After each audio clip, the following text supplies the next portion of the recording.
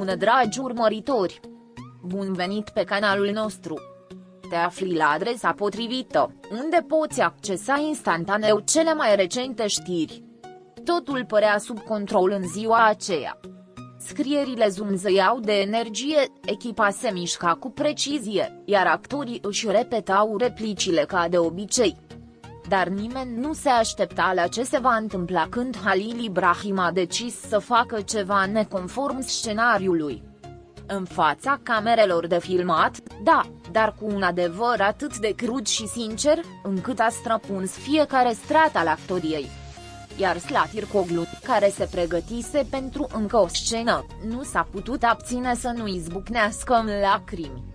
A fost un moment atât de autentic încât te-a lăsat pe toți cu inima bătând puternic. Tensiunea dintre cei doi a fost palpabilă din momentul în care au început să lucreze din nou împreună. Nu a fost o tensiune negativă, ci genul de energie care există doar între doi oameni care se cunosc foarte bine.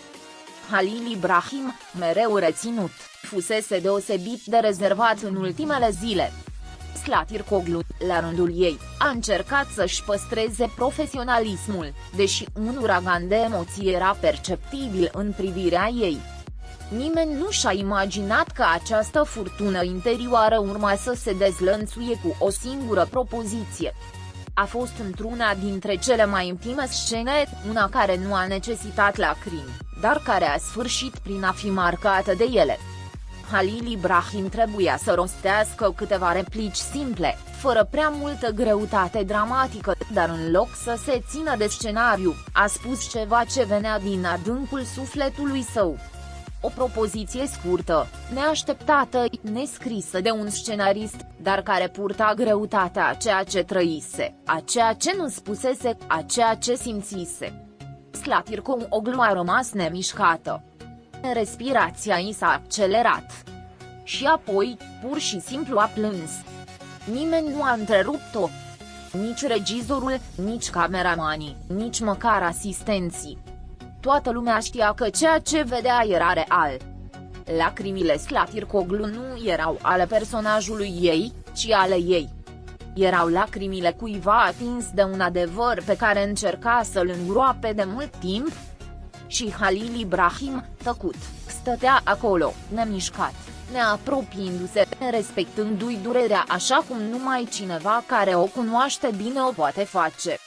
După ce scena a fost tăiată, tăcerea a continuat. S-a retras câteva minute, fără să scoată un cuvânt. El a rămas locului, holbându-se la podea, știind exact ce provocase. Nu era o provocare rău intenționată, nici o mișcare egoistă. A fost un act impulsiv de onestitate emoțională. Nevoia de a spune ceva ce nu putea spune altădată. Și, deși o durea, elibera și ceva ce fusese reținut de ceva vreme. Când s-a întors, ochii îi erau încă umezi, dar privirea îi era diferită. Exista un amestec de înțelegere, recunoaștere și poate și recunoștință. Nu au vorbit prea mult. S-au privit.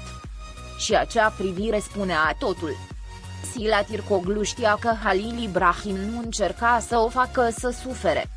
Că acest gest care o făcea să plângă era, într-un fel, o încercare de a închide o rană sau poate de a-i aminti că nu se vindecase încă. Zilele următoare pe platourile de filmare au fost marcate de un calm nou, aproape straniu. Nu mai era nevoie să se forțeze chimia, pentru că ceea ce exista între ei era imposibil de ascuns. Fiecare dialog comun, fiecare gest, fiecare tăcere căpăta o nouă dimensiune. Nimeni nu știa exact ce spusese Halil Ibrahim ca să o facă să plângă, dar toată lumea știa că nu era o farsă. Zvonurile s-au răspândit rapid pe holuri. Fie că se vor împăca, fie că nu se părăsiseră niciodată, fie că se mai iubeau.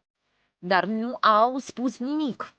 Au lăsat speculațiile să-și facă treaba, în timp ce ei se întorceau la rutina lor, mai conștienți ca niciodată de ceea ce îi mai unise.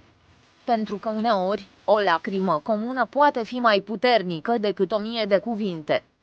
Publicul, care a văzut scena finală, a simțit ceva diferit. deși nu cunoșteau contextul, au observat că era ceva mai mult.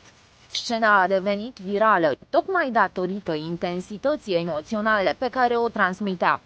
Ceea ce nimeni nu știa era că acea intensitate nu provenea din scenariu, ci dintr-o poveste reală care încă se scria, în șoapte, în priviri, în pauze. Pe măsură ce zilele treceau, Slatircoglu i-a mărturisit unei colege din distribuție că nu simțise niciodată așa ceva în timpul unei scene. Că lacrima nu fusese înscenată, ci inevitabilă. Că Halil Ibrahim o dezarmase cu ceva ce doar el putea spune.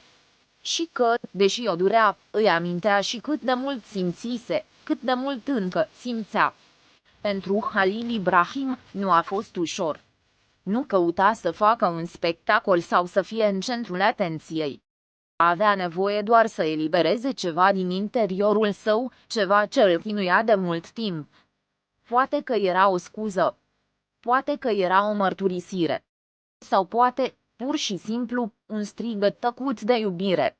Orice ar fi fost, acel moment a marcat un înainte și un după.